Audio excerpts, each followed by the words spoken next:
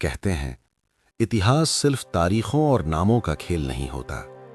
कुछ इतिहास खून से लिखा जाता है और कुछ इतिहास आग में जलकर अमर हो जाता है।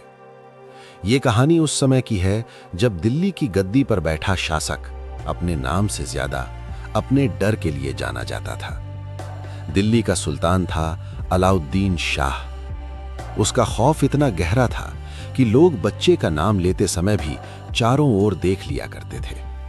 उस दौर में अगर किसी घर में नई दुल्हन आती तो ढोल नगाड़ों की जगह खामोशी पसरी रहती थी, क्योंकि लोग जानते थे खुशी की खबर दिल्ली तक पहुंचते देर नहीं लगती। कहा जाता है अलाउद्दीन शाह जब चाहता किसी भी नवविवाहिता को अपने हरम में बुलवा लेता था। कोई सवाल नहीं, कोई अदालत नहीं, कोई न्याय नहीं, सिर्फ एक फरमान और डोली उठ जाती थी। माँ बाप कांपते हाथों से बेटी को विदा करते थे, पति आंखों में आंसू दबाए अपमान को पी जाता था। और अगर किसी ने विरोध किया तो उसका घर जला दिया जाता, उसकी जमीन छीन ली जाती और उसका नाम मिटा दिया जाता। जब सुल्तान का मन भर जाता तो वो दुल्हन को कुछ दिनों बाद लौटा देता, लेकिन वो लड़की कभी पहले जैसी नहीं रहती। उसके साथ लौटती थी एक जिंदगी भर की खामोशी। दिल्ली से बहुत दूर पहाड़ियों और जंगलों के पार एक छोटा लेकिन स्वाभिमानी राज्य था, कोयला पाटन। ये कोई विशाल साम्राज्य नहीं था, ना ही वहां सोने की नदियां बहती थीं, लेकिन वहां के लोगों के पास एक ऐसी चीज थी जो किसी भी साम्राज्य से बड़ी होती है, सम्मान। इस राज्य का राजा था राजा वीरेंद्र सिंह। वीरेंद्र सिंह न बहुत क्रूर था, न बहुत चालाक। वो बस एक सीधा राजा था जो अपने लोगों को अपने परिवार की तरह मानता था। उसके राज्य में स्त्रियों को देवी कहा जाता था और राजा का वचन तलवार से ज्यादा भारी माना जाता था। एक दिन दिल्ली के दरबार में किसी ने फुसफुसा कर कहा, कोयला पाटन के राजा वीरेंद्र सिंह की रानियां असाधारण रूप से सुंदर हैं। बस यही शब्द आग की तरह फैल गए।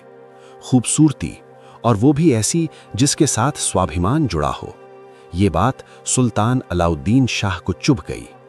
उसने वही किया जो वो हमेशा करता आया था।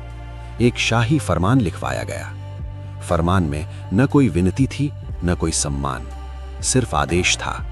लिखा था, कोयला पाटन के राजा वीरेंद्र सिंह, दिल्ली की सल्तनत तुम्हें हुक्म देती है कि तुम अपनी रानियों को सम्मान सहित मेरे हरम में भेज दो। अगर तुमने इनकार किया तो समझ लेना कि युद्ध तुम्हारे द्वार पर खड़ा होगा। ये फरमान जब कोयला पाटन पहुंचा तो पूरा दरबार सन्न रह गया। मंत्री चुप थे, सैनिक सिर झुकाए खड़े थे। वीरेंद्र सिंह ने फरमान पढ़ा। कागज उसके हाथ में था, लेकिन उसकी आंखों में डर नहीं था। वो उठा, दरबार के बीचों बीच आया और दूत से बोला, जाओ और अपने सुल्तान से कह देना, जब तक वीरेंद्र सिंह की देह में रक्त का एक कतरा भी बाकी है, मैं अपनी रानियों के डोले भेजना तो दूर, उसकी कुदृष्टि किसी भी हिंदू स्त्री की छाया तक पर नहीं पड़ने दूंगा। ये कहते हुए उसने फरमान को 2 टुकड़ों में फाड़ दिया। वीरेंद्र सिंह जानता था अब युद्ध टल नहीं सकता। किले की दीवारें मजबूत की गईं, हर गांव से जवान बुलाए गए। लोगों को साफ कह दिया गया, ये युद्ध जमीन के लिए नहीं है, ये युद्ध सम्मान के लिए है। रानियों ने भी पीछे हटने से इनकार कर दिया। उन्होंने कहा, अगर हमारी वजह से राज्य का सिर झुकता है तो हम अपमान की जिंदगी से मृत्यु को चुनेंगी। कुछ ही दिनों में दिल्ली की सेना सीमा पर आ पहुंची।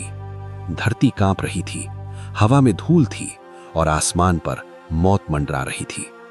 युद्ध शुरू हुआ। राजपूत कम थे, लेकिन हर वार आखिरी वार की तरह कर रहे थे।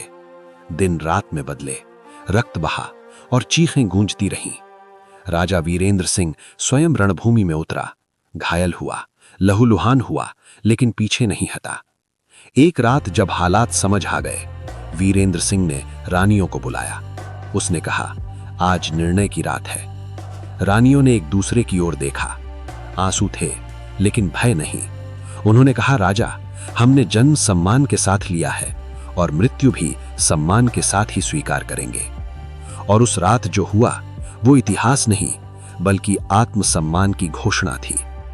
अगली सुबह जब सुल्तान अलाउद्दीन शाह की सेना किले में दाखिल हुई तो वहां न कोई रानी थी, न कोई विलाप, सिर्फ राख थी और धुएं की गंध। राजा वीरेंद्र सिंह अंतिम बार तलवार उठाकर रणभूमि में कूदा और वहीं स्वाभिमान के साथ वीर गति को प्राप्त हुआ। कोयला पाटन गिर गया, लेकिन सुल्तान जो पाने आया था उसे कुछ भी नहीं मिला। वो जीत कर भी हार गया और राजा वीरेंद्र सिंह हार कर भी अमर हो गया, क्योंकि जो झुकने से इनकार कर देता है उसे इतिहास कभी मिटा नहीं सकता।